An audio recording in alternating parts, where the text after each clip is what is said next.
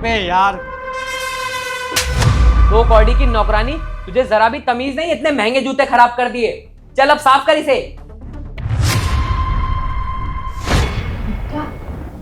Mummy, देखिए sir, आपकी mummy का बचना मुश्किल है। डॉक्टर साहब ये सब कैसी बातें कर रहे हो? मैं जो भी बोल रहा हूँ ना, सच बोल रहा हूँ। आपकी मम्मी की दोनों किडनियां खराब हो गई हैं, अब इनका बचना मुश्किल है।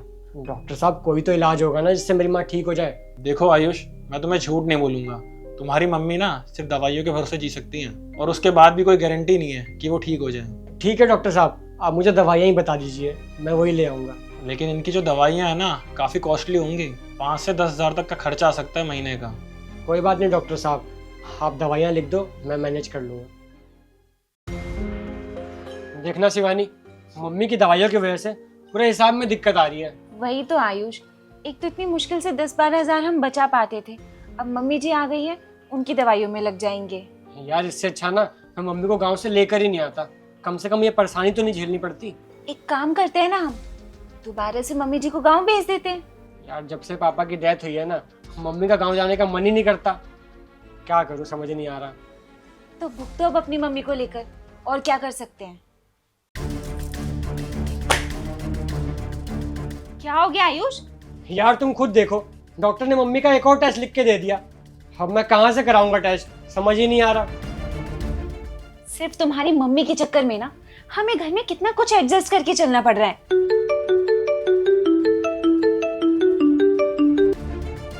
हाँ भाई। अरे आयुष भाई, 1 महीने हो गए, कब दोगे यार पैसे? भाई बस 1 महीना और दे दो, मैं करवाता हूँ जल्दी से जल्दी।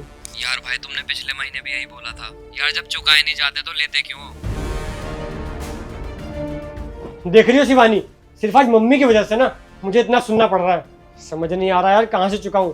हर इतने लोगों से उधार ले चुका हूँ, कम से कम 50 हजार तो हो ही गए होंगे, और मेरी सैलरी सिर्फ 25 हजार। अब इसी में घर भी चलाऊं और मम्मी की दवाइयाँ भी देखूं। अब हमारे पास ना सिर्फ एक ही रास्ता है।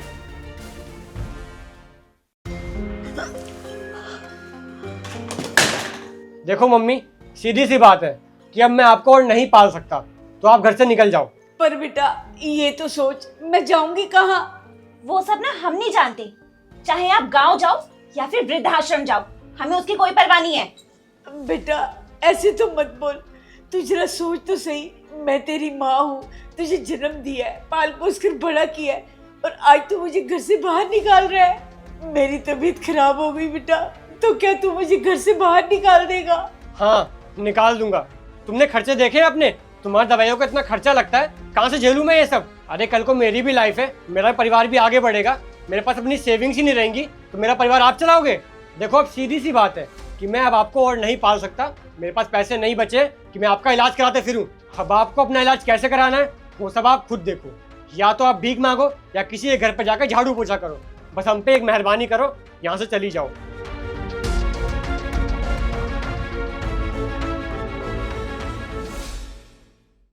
देख क्या रही है, साफ कर। अरे नहीं भाई कोई दिक्कत नहीं है, रहने दे। अरे भाई क्यों रहने दूं, इसने गलती करी है, सजा तो इसे मिलनी चाहिए। अब दिमाग मत खराब कर, जल्दी साफ कर इसे।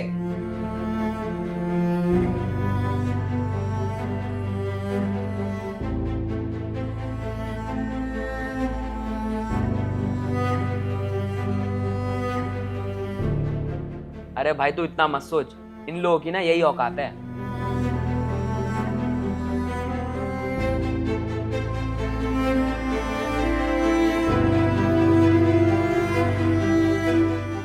वैसे भाई तेरे को ये नौकरानी मिली कहाँ पे?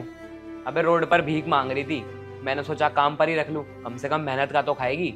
पता नहीं यार कैसे बच्चे होते हैं, बुढ़ापे में माँ बाप को अकेला छोड़ देते हैं।